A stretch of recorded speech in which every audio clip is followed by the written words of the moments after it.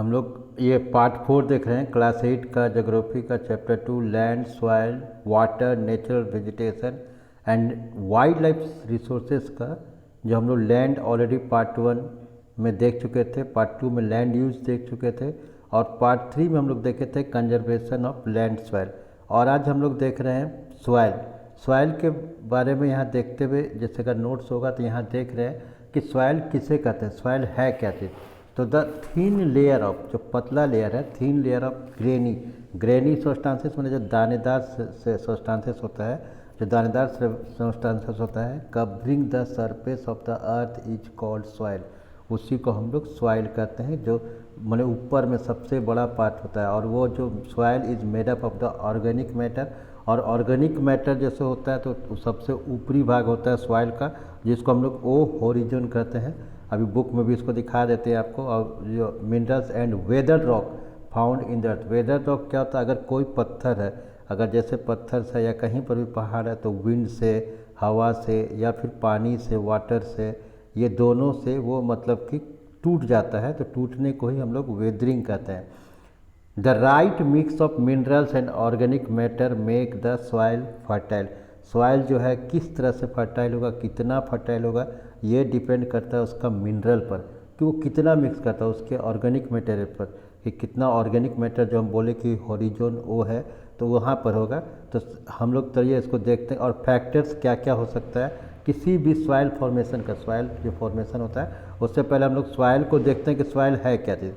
तो जैसे अभी हम आपको बताएं कि सॉइल जो है वो मतलब कि ऊपर का थीन जो आप देखेंगे ग्रेनी लेयर है। ग्रेनी मतलब कि दानेदार लेयर है, जो दानेदार सब्सटेंसेस है वो वहाँ पर उसको मिक्स कर देता है राइट प्रोपोर्शन में ऑर्गेनिक में से, तो वो बन जाता है आपको माने सॉइल बनता है। लेकिन अब इस एक टॉप सॉइल का अगर इस पिक्चर को देख के ये करें तो यहाँ पर जो टॉप सॉइल होता है, ठीक है, तो ये टॉप सॉइल है तो वो सबसे पहला जैसे हम बताएं कि वहाँ पर होता है। और जो सबसे ऊपर में जो एकदम होगा जहाँ पर टॉप सॉइल है, जहाँ यहाँ लिखा हुआ ह्यूमस, उसको हम लोग एक्चुअली ओ होरिजन कहते हैं। ओ होरिजन में मतलब ओ मतलब ऑर्गेनिक ओरिजिन हो गया। फिर उसके उसी के साथ हल्का सा सटा हुआ ऊपर में देखिएगा, ऊपर का ही जो पार्ट है यहाँ पर जो ये जो दिख रहा है कि ग्रास के नीचे में, उसी के नीचे पार्ट है तो ए होरिजन कहते हैं। तो ए होरिजन में क्या होता है कि जिसमें सारा चीज़ जो ह्यूमस होता है और dissolve mineral get washed, minerals जो होता है वो बह के आ जाता है layer and through the process, एक प्रोसेस के अनुसार होता है लीचिंग।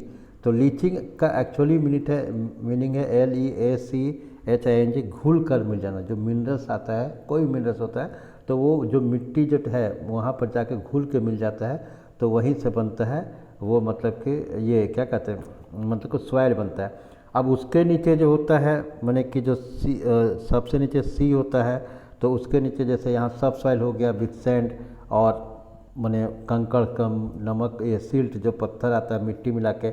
और ये जो वेदर रॉक है, ये जो रॉक है वेदर रॉक जो है, ये आप देखें कि जो टूट टूट के आ रहा है, ये सी ओरिजिन है और ये बी ओरिजिन है। और सी ओरिजिन टूट टूट के आ रहा है जैसे बताया विंड से, वाटर से। माने ये बोल सकते हैं कि this is the zone where the parent rock is broken down. ये जो पेरेंट रॉक है ये टूट जाता है, broken down due to the process of weathering. यहाँ जो पेरेंट रॉक है ये सब टूट के ऊपर आ जाता है, बिखर जाता है। और आर ओरिजिन है the layer of the parent rock, इसको आर ओरिजिन कहते हैं, इसको सी, इसको बी, और यहाँ बताए ए और ओ, इसको याद रखना है। फिर चलिए हम लोग आगे देखते हैं कि यहाँ पर फैक्टर ऑफ सॉइल फॉर्मेशन है क्या क्या। तो हम लोग इसको देखें कि major factor of the soil formation, जैसे देखें कि अगर इसी में दिया हुआ है तो are the nature of the parent rock and climatic factor. जैसे पेरेंट रॉक देख रहे हैं कि ये नीचे आप जब ज़मीन को कोड़िएगा, मिट्टी को कोड़ते जाइएगा तो अंत में यहीं पर आप पहुँचेगा। और इसके न इसी में जो होता है मिनरल्स होता है, बहुत सारा आयरन और या गोल्ड ये सब मिलता है। तो यहाँ पर main factor of the soil formation are the nature of the parent rock. जो पेरेंट रॉक हम लोग देख रहे हैं उसका नेचर कैसा है, अगर उसी के अनुसार मिट्टी का कलर भी हो जाएगा। फिर उसके साथ साथ अगर अदर फैक्टर देखें तो टोपोग्राफी मतलब उस जगह का कैसा भौगोलिक स्थिति है, क्या वो मिल जाता है कि अलग हो जाता है। फिर तीसरा अगर देखेंगे तो रोल ऑफ ऑर्गेनिक मटेरियल, जो ऊपर बोले कि मिनरल आता है और वो जाके जो पूरा लीचिंग हो जाता है, मिक्स हो जाता है। फिर टाइम टेकन कि बनने में कितना टाइम टेकन रहता है, ये भी होता है। तो यहाँ पर अगर हम लोग देख रहे हैं, इसको अगर थोड़ा छोटा करें तो यहाँ पर 5 आपको दिख रहा है फैक्टर। कि जो कैसे सॉइल फॉर्मेशन है। तो पेरेंट रॉक हो गया, पेरेंट रॉक होता है जो वो माने मिट्टी का किस कलर का होगा, रेड सॉइल होगा, लेटराइट सॉइल होगा, या मिनरल सॉइल होगा, या फिर माउंटेन सॉइल होगा, किस तरह का सॉइल होगा, ब्लैक सॉइल होगा, वो डिटरमाइन करता है पेरेंट रॉक का कलर, टेक्सचर और केमिकल प्रॉपर्टी या इतना। उसका देखिए वहाँ का क्लाइमेट, क्लाइमेट कैसा है, ज़्यादा बारिश होता है या क्लाइमेट ज़्यादा है या क्लाइमेट कम है। तो लिखा हुआ है कि temperature rainfall influences rate of weathering and humus, की कितना तेज़ी से वो जो पेरेंट रॉक का टूटेगा। अब रिलीफ के ऊंचा में है या फिर प्लाटू है या फिर प्लेन है, वो भी दिख रहा जाता है कि अल्टीट्यूड, ऊंचा, slope determine the condition of soil. उसके बाद देखिए flora fauna of and microorganism, जैसे affect the rate of humus formation, कि ह्यूमस जो होता है जो बनता है, ह्यूमस क्या है कि dead remain of the plant and animals. जो अगर ह्यूमस देखेंगे dead remains of plants and animals, कि पेड़ और जो जानवर को मरने के बाद जो होता है उसी को रिमेन्स को हम लोग मतलब ह्यूमस कहते हैं। अब टाइम होता है कि determine thickness of the soil profile, कितना समय लेगा। तो यहाँ पर हम लोग इसको देख रहे थे अभी, और इसके आगे अगर हम लोग देखेंगे यहाँ पर, तो अगर यहाँ पर है कि और degradation of the soil conservation major.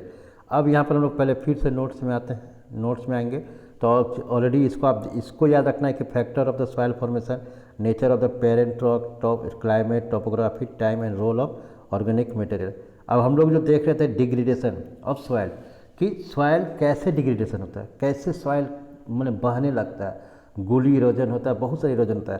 तो सबसे बड़ा कारण है जंगल का कटना, क्योंकि पेड़ का जो रूट होता है वो कम से कम जो रूट्स है वो मैंने कि सॉइल को एब्जॉर्ब करके रखता है, बांध के रखता है, टाइट करके रखता है। फिर कोई घास है, आज जैसे अगर घास देख रहे हैं ओवर ग्रेजिंग, कि एक घास है तो आज जानवर थोड़ा सा खा के चले गए, इतना बचा, फिर और खा लिया तो इतना बचा, तो ये ओवर ग्रेजिंग इसी को कहते हैं। ये क्या कहते हैं इसको हम लोग कि ओवर ग्रेजिंग, के यहाँ से ओवर ग्रेजिंग होने लग जाता है। तो इसी ये भी एक कारण है डिग्रेडेशन का।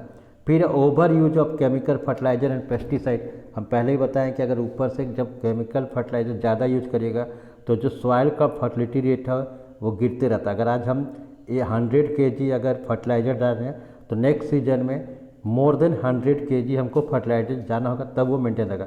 फिर रेन वॉश, बारिश आता है तो मिट्टी बह जाता है, लैंडस्लाइड जो माने पहाड़ जो ज़मीन खसक जाता है, या फिर बाढ़ का भी एक मेन रीजन्स है।